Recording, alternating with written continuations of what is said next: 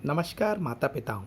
जैसा कि आप जानते हैं कि कोविड-19 महामारी के कारण शासन के निर्देश अनुसार सभी स्कूल बंद हैं और हमें ये नहीं पता कि ये स्थिति कब तक रहेगी।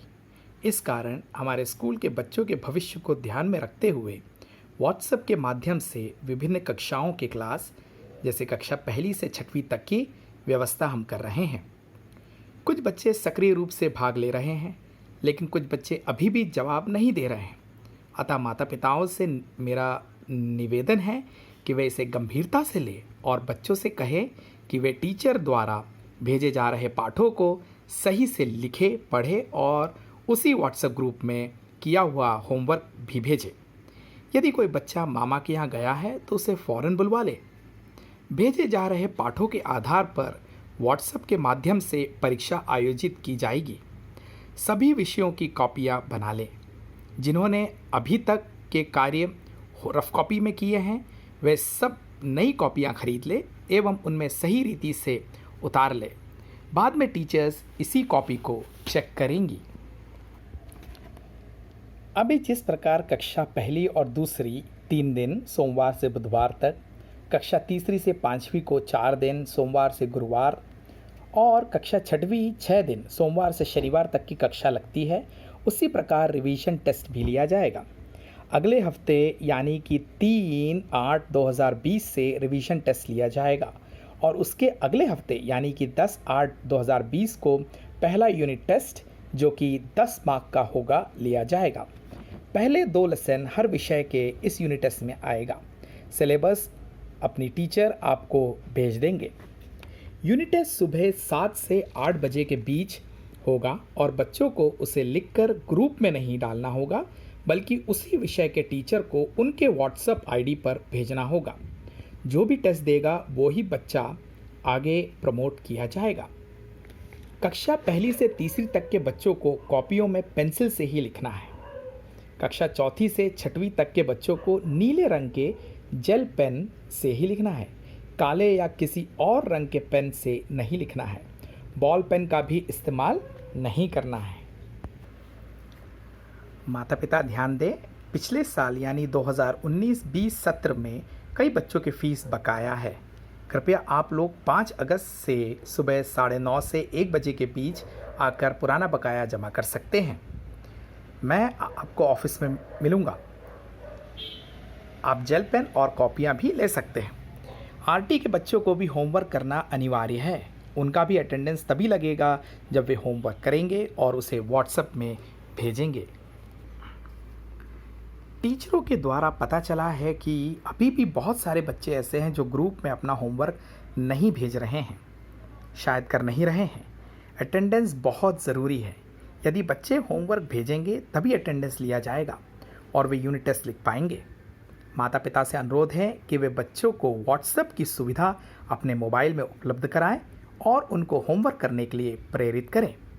कक्षा पहली और दूसरी के बच्चे इंग्लिश के लिए 4 लाइन की कॉपी, हिंदी के लिए 2 लाइन की कॉपी और मैथ्स के लिए, गणित के लिए ब्लॉक स्क्वायर कॉपी में लिखेंगे। कक्षा तीसरी से छठवीं तक के बच्चे सिंगल लाइन कॉपी में लिखेंगे। यदि आपके पास व्हाट्सएप नंबर नहीं है या आपका पुराना मोबाइल है तो आप अपने किसी पड़ोसी का व्हाट्सएप नंबर दे सकते हैं जिनके साथ आपके अच्छे ताल्लुकात हैं। उन्हें भी बता दीजिएगा कि बच्चों के होमवर्क इस नंबर पर आएंगे। माता पिताओं से मेरा निवेदन है कि टीचर्स बहुत मेहनत कर रही हैं पाठ को तैयार करने के लिए।